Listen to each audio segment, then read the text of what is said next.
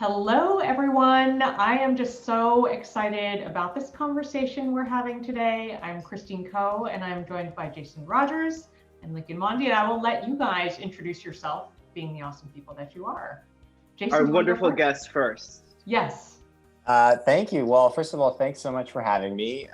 My name is Jason Rogers. I'm a former Olympian in fencing. I had the good fortune of going to 2 Olympic Games and actually coming home with a silver medal from one of them, which was really, really fun. And now I'm a writer, and I'm focused a lot on modern masculinity, and was just so unbelievably honored to be invited to collaborate with AMAZE on this really cool video. And I'm Lincoln. I use he, him pronouns, and I am the Associate Director of Strategic Project Advocates, which is one of the organizations behind AMAZE. And basically, I work and design campaigns and strategy, all focused on young people's sexual and reproductive health and rights, and had the pleasure of working with Jason on this video to really, combat a lot of the stereotypes that men and boys are told from a young age about kind of what masculinity is and what it isn't. So I'm excited to have this conversation. So excited. And so I want to just wind back a little bit because, I feel like from the outside perspective, this kind of started, or my understanding, with a Men's Health article that you wrote that was published in April 2019. And I have to say, Jason, it was just beautiful and very candid and very brave. And I was really moved, being the parent of a teen also, by how you wrote about how your sexual troubles as a teen, quote, kind of reined in your youthful exuberance. And I was kind of like, wow. And also how those experiences kind of contributed to who you became. You wanted to excel in all other areas of life if you were struggling in this one. But obviously the path to that article, started sometime earlier. So I would just love for you to give some backstory to our viewers so they can understand a little bit more about your journey there. Yeah, absolutely. The Men's Health article for me was very much, I guess, a milestone moment, preceded by many, many, many life events. But I guess just to give a little bit of the origin story, as you mentioned, during my kind of teenage years, kind of right in that period of time when I was really starting to get into sports and get really, really serious about fencing, that kind of track of my life was going really well. I was competing internationally. I was kind of, I guess what you would call maybe like an Olympic development athlete. But personally, I was really struggling. I like many of the my sort of colleagues my peers around me in middle school and high school was, kind of really interested in intimacy and dating, but things just didn't come naturally to me the way that it seemed to me on the surface that it did to all the people around me. I had some early kind of tricky experiences, in particular with, my first girlfriend, and just sort of physical intimacy kind of not unfolding in the way that I had hoped. And that just created a lot of anxiety for me around sex and relationships. And, it was one of those things that I never really felt comfortable talking about, because partially being raised kind of in a sports environment, also just because of the kind of masculine code that boys and teens and men kind of uphold when they hang out together. So it was something I just kind of, kept private, and the anxiety grew and grew. And eventually it really kind of overtook my life in a way that I became very avoidant of the relationships that I wanted to have. And so that kind of was an undercurrent through a lot of my fencing career. And so much so that, I would have kind of these incidents, where I would date someone and, I would have a moment of like, sheer terror or lack of confidence in an intimate setting. And it would impact my overall psychology and therefore my performance in sport. I was very erratic in my kind of, competition results. And it's probably in part due to the fact that I wasn't dealing with that issue in my life very well. I wasn't talking to the people that I needed to talk to. I wasn't at that time getting professional help, which I really should have been. And so, somehow by the kind of like sheer will and grit, I managed to get through two very difficult Olympic Games and come home with a good result. But, I was as unhappy as I've ever been, at 25, 26, deciding I wanted to kind of leave the sport of fencing because I hadn't dealt with this unresolved issue. And that's when I really started to get help. I started to see a therapist. I started to open up about this issue, notably to my dad and, to people around me. And it started to kind of unwind and not resolve itself, because these things never are a quick fix. But I began to be vulnerable in the ways that I needed to be, to help myself and to, move to a healthier place with respect to my kind of physical and psychological well-being. Now, when it comes to the article, that was a very interesting story, because at the time I was, kind of very interested in writing, and I wanted to kind of pivot my career towards more of a writing life. And I started writing a kind of memoir or recollection of my years at the Olympics, much of which were focused on dealing with pressure. And it was actually my wife, my then girlfriend or fiance, that was like, I think you need to write about some of these issues, because there's such an important, I guess, like vector of your story that, that's where that was the sort of like dark monster in the closet that you were confronting, not really anything that had to do with fencing or fear. And, that was kind of the genesis of what eventually became the Men's Health story. And I was very honored to work with an editor there, because it's a topic that, isn't very well circulated in the mainstream. And she believed in my story and helped me kind of shape it into a piece that I'm really proud of. And I hope had some impact on a lot of guys out there and partners of guys as well. That's amazing. And I just want to, what you said about how it's just interesting, right? How we see, from the outside when we're looking at elite athletes or people who are, coming off a good result, as you said, but when there's so much inner stuff that's unresolved, it's a totally different story, from what people are seeing on the outside. So, I'm really glad you shared that. I think this is something that obviously so many people struggle with. Well, so I'm curious, I think it did have impact, but have you seen the conversation change since that piece went live? And I was curious because, I do my homework. I was trolling around on your website before this broadcast. And I was wondering if that piece was kind of the catalyst for the Thinking Man's Guide to Bedroom Anxiety. And either way, what the connection is there. Yeah, definitely. I mean, to your first question, I do think the conversation is beginning to change. We are most certainly having a shift in the I guess the kind of like zeitgeist around what masculinity is, what it should be, what are healthy behaviors, what are less helpful or unhealthy behaviors. I think, in the wake of Me Too, that really sparked one thread of that conversation. I also think, I guess, generally speaking, men's media, all the kind of magazines, GQ, Men's Health, Esquire, etc., are also kind of pulling at that thread, so much so that GQ did an issue, I think, earlier this year or late last year called the New Masculinity issue. So this idea of new masculinity, which I would describe as, a sort of empathetic, mindful, conscious, vulnerable form of masculinity, is very much, I guess, the ambition for, a new generation of guys. With respect to, sex, sexual performance, and intimacy, that is the kind of corner of the conversation that is probably received less light. It's so deeply embedded in a man's psyche that sexual prowess is, an integral part of how he defines his own masculinity, or at least how he's viewed by his peers. And it's quite frankly, it's just an embarrassing topic for a lot of guys. So I think, especially when the piece came out, I got a lot of private messages.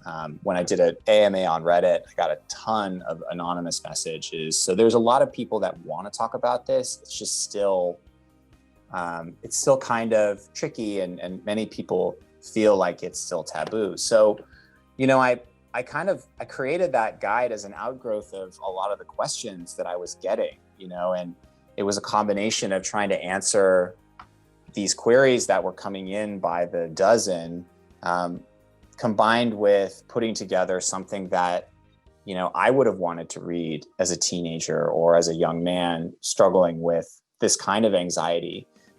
Because the resources are out there, but the internet can be a weird and scary place. You know, the forum world is not necessarily the place that you Hashtag go. Understatement.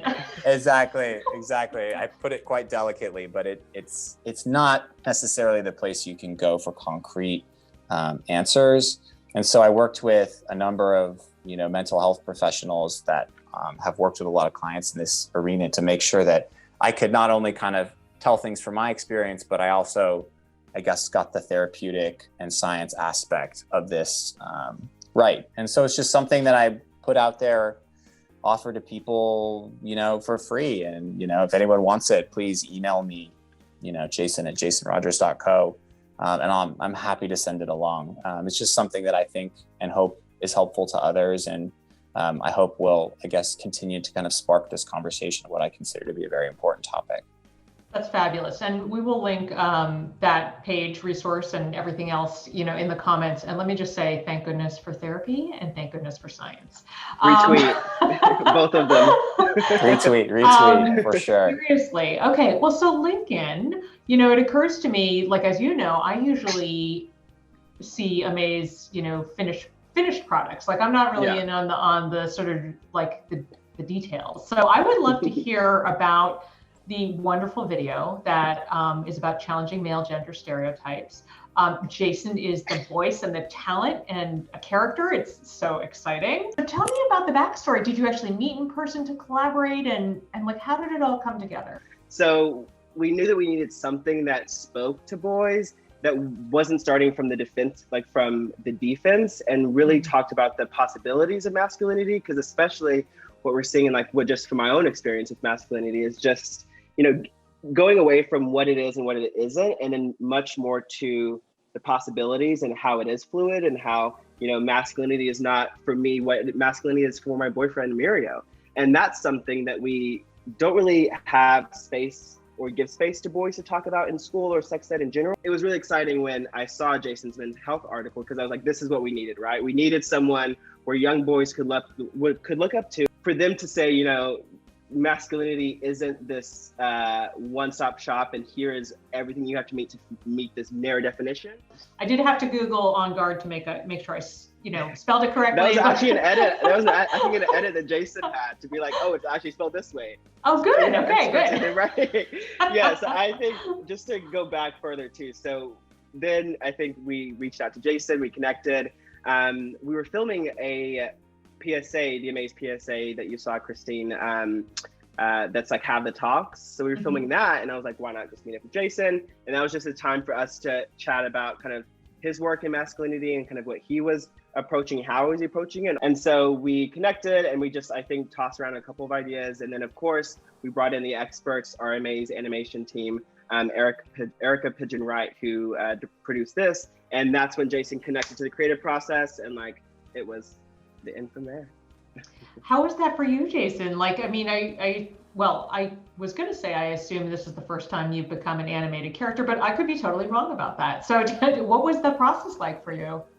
Well, I mean, it was super fun. I mean, one, as Lincoln mentioned, and we brought in a superstar creative team, which made things, you know, so fun and easy. And because I worked in the advertising industry for a number of years, working through that creative process was very familiar to me, but putting myself at the center of it was, you know, definitely changes your perspective.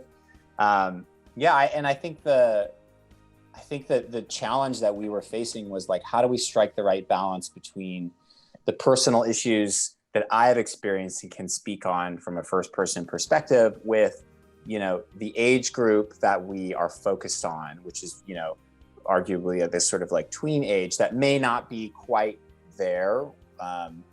You know, they're starting to be aware of, I guess, romance and intimacy, but, you know, the concrete issues that maybe I can talk about with with precision are not really, they're still potentially on the horizon. And I think that's why I hope we struck the right balance in focusing this more on the kind of pressures of the stereotypes that surround them, and helping to kind of like diffuse some of that pressure before it really sets in.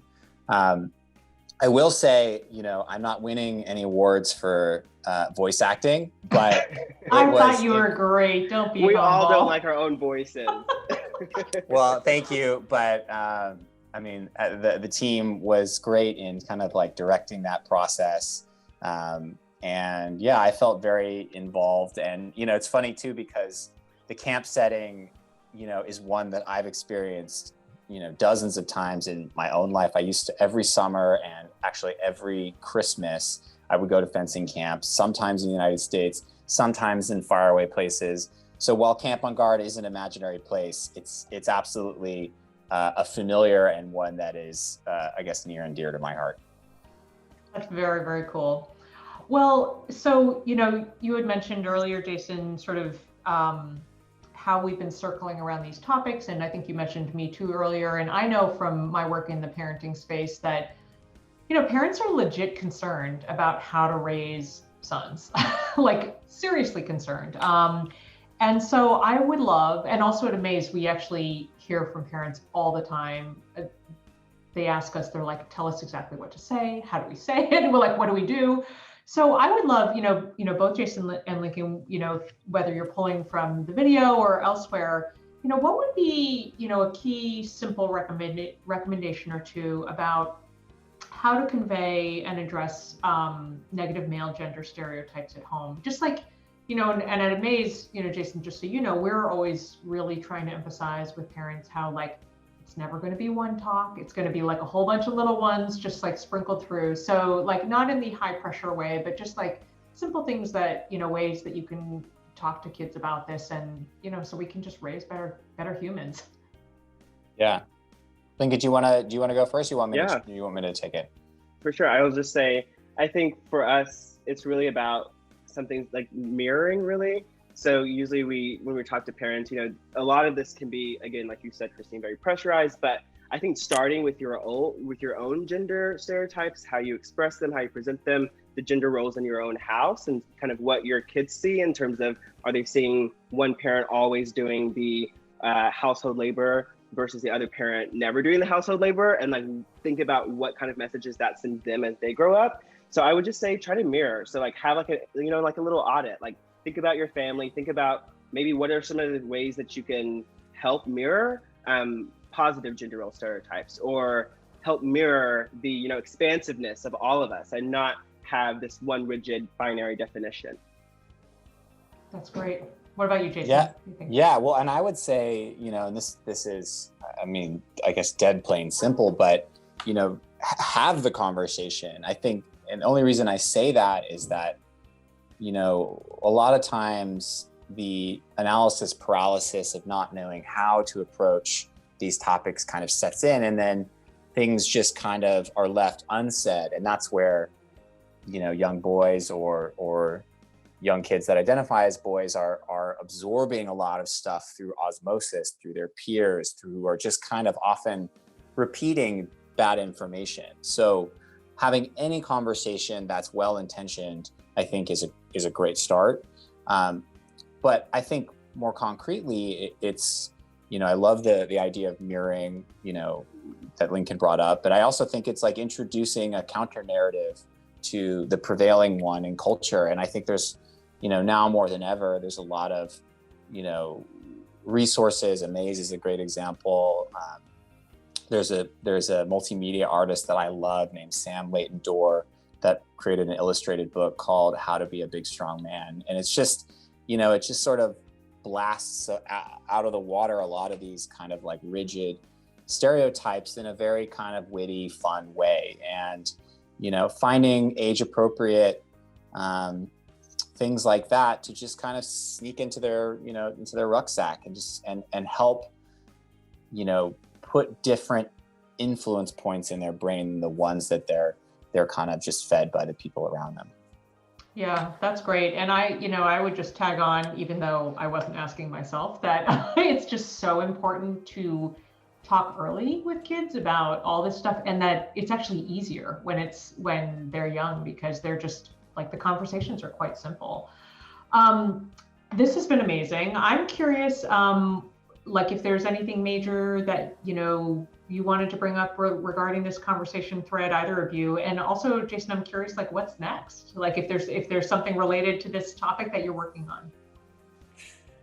Well, I mean, as I mentioned, if anyone who wants this resource that I created, just please hit me up. I'm kind of an open book on that front, and I email and text with a lot of people about this, just because it was such a tricky part of my own life, that whatever I could do to kind of alleviate that and other people's experiences, I want to do. In terms of what's next, I'm just kind of putting one foot in front of the other. I'm so deeply interested in this, I guess, conversation that we've already talked about around where masculinity is going. And, following the piece that we discussed in Men's Health, I've written a few more, notably about, starting a romance book club for men, which was romance. I'm excited. I wrote a piece. No, that one's already out. I wrote that piece. Came out in, I think, April, and actually was in the magazine as a feature. And I just had so much fun getting together a group of guys that had never read romance novels before, and using it as an opportunity, one, to discuss the genre, which also kind of gets a little bit of criticism in I guess mainstream culture, but using it, like, one, figuring out what we could learn about love, sex, and intimacy from reading these books, and also using it as a bridge or a proxy to talk about the things that were happening in our own personal lives and our own relationships. So that has been a really fun project, and was very well received, both by the romance community and the Men's Health audience. Now I have a couple of articles kind of in the works with them, with Men's Health, but eventually I'm working my way towards a nonfiction book, most likely a book of essays on the topic of masculinity, just about, where we're going, what are we doing, how do we do this man thing? Because I think, the more that we can put out there that educates guys and helps them reinterpret their own experiences, could be really helpful for men at large. That's wonderful. Lincoln, any final thoughts? I don't know if you have like a sneak peek on any projects or anything like that. No sneak peeks. Only to you, Christine. Only to you. No, but I think I would also, as Jason mentioned, in terms of offering different narratives. Even I think it's funny that this week we're having this conversation. People are like up in arms about Harry Styles choosing to wear a skirt on the cover of Vogue, and you don't have to know everything. I think parents get tripped up on that in terms of they think they're going to do harm or they are not going to know the answer. But like, if you don't know an answer, just look it up with your kid, right? Look it up and figure it out together. That's wonderful. Well, thank you so much, Lincoln. As you know, I just adore working with you on all the things. And Jason, I'm just so delighted to now be connected to you. And I want to say, just both professionally and personally, that how much I admire you taking something very difficult and pivoting it to help people. I mean, that's what I feel like that's what we as humans should be doing. So, kudos to you. And it's been a great privilege to talk to both of you today. Oh, thank you so much. Likewise, it's been really fun. All right, take care, guys.